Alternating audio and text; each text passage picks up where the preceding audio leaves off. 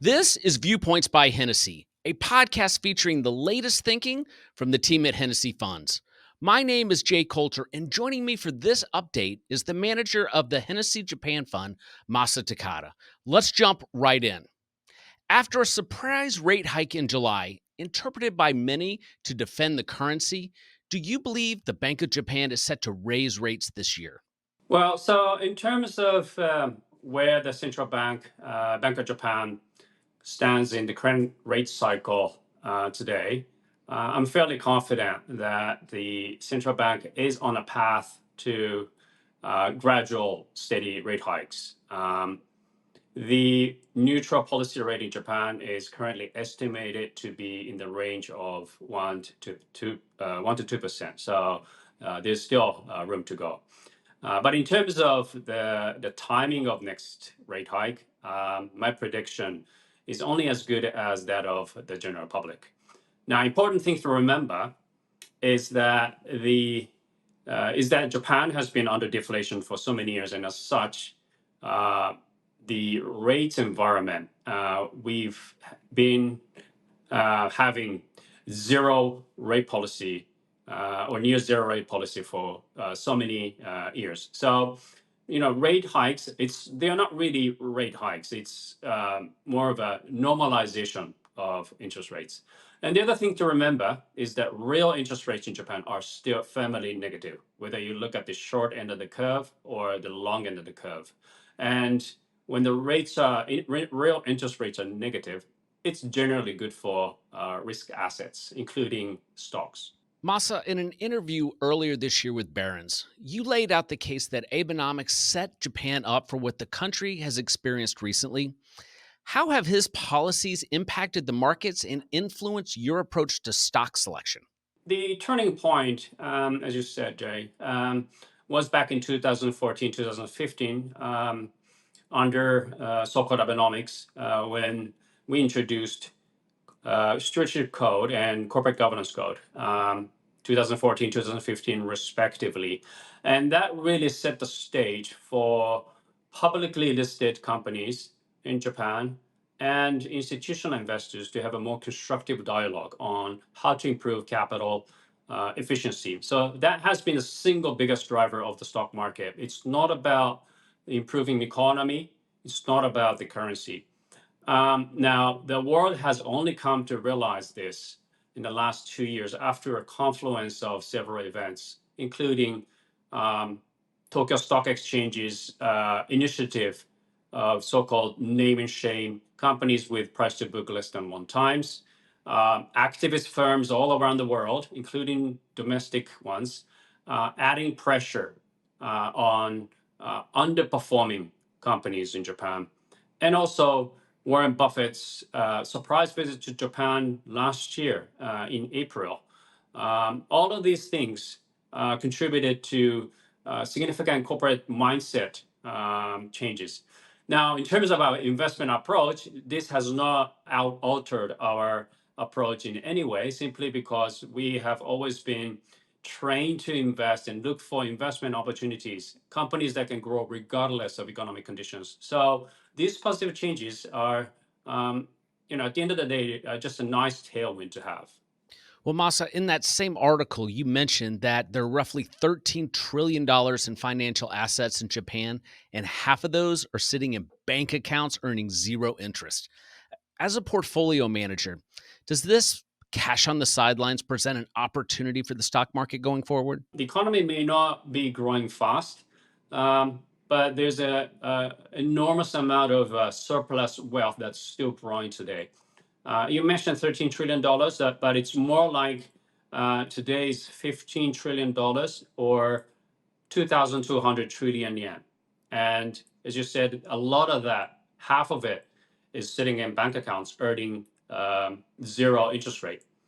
And with the persistent inflation of more than 2%, households' purchasing power has been eroded. So there is a need for these liquid financial assets to go from savings to investment.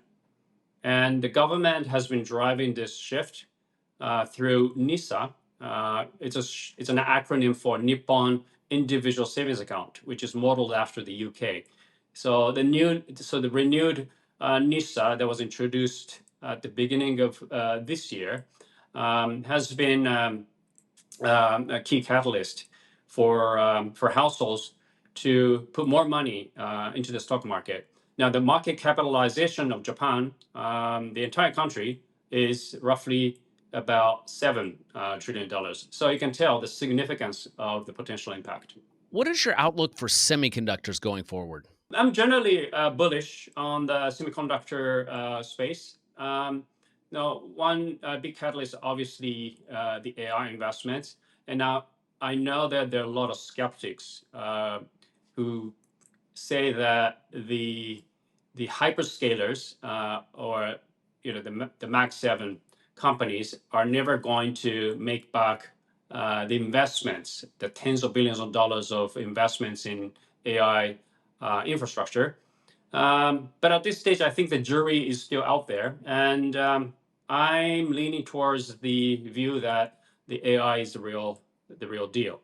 Now, but even without the AI story, I think semiconductor is one of the within the broader manufacturing space. It's one of the few sectors with attractive long-term growth prospects in terms of having high visibility of above average long-term growth rates, thanks to new applications like autonomous driving, IoT, edge computing, and so on.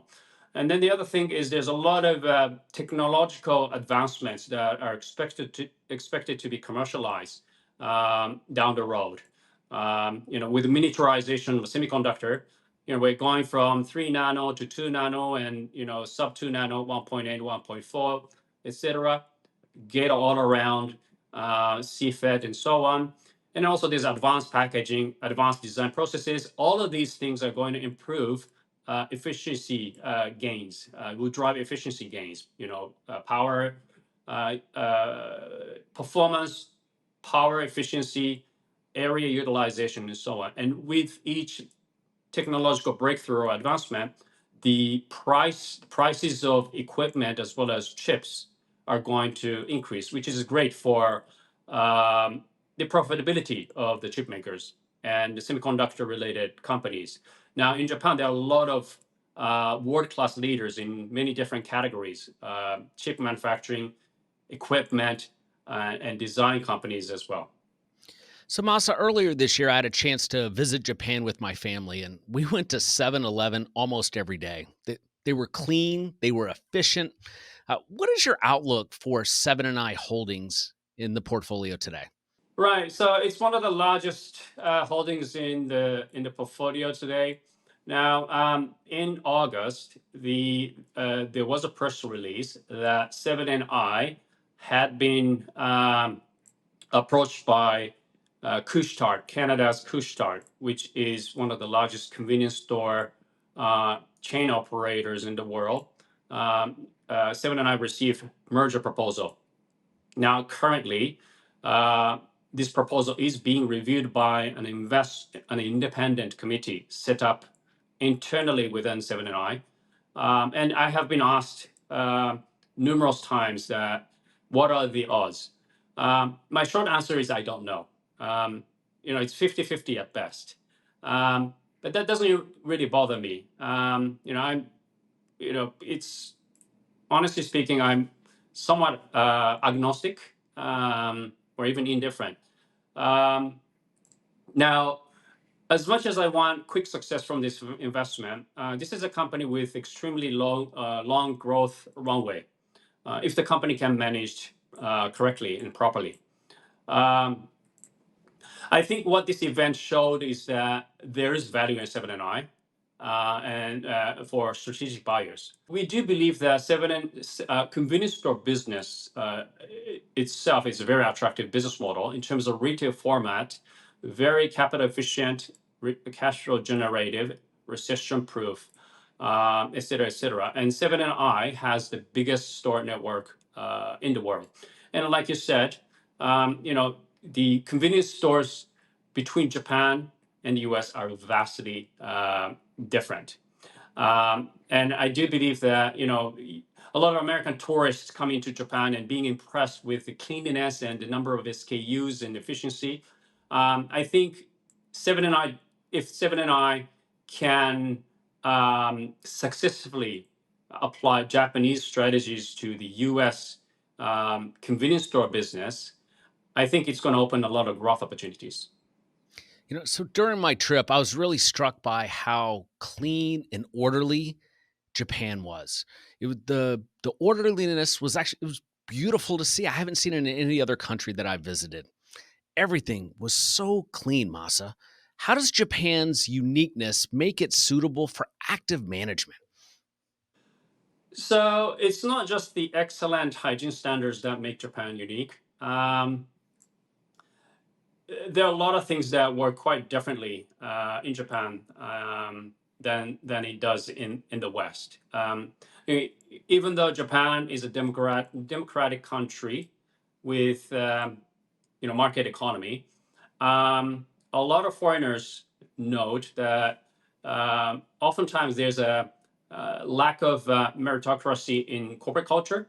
Um, there is a sense of egalitarianism and also homogeneity. So, Japan, Japanese people, amongst themselves, they always think alike about many, about many different things, and sometimes, foreigners find it very difficult to get their head around, and also there's that language barrier as well.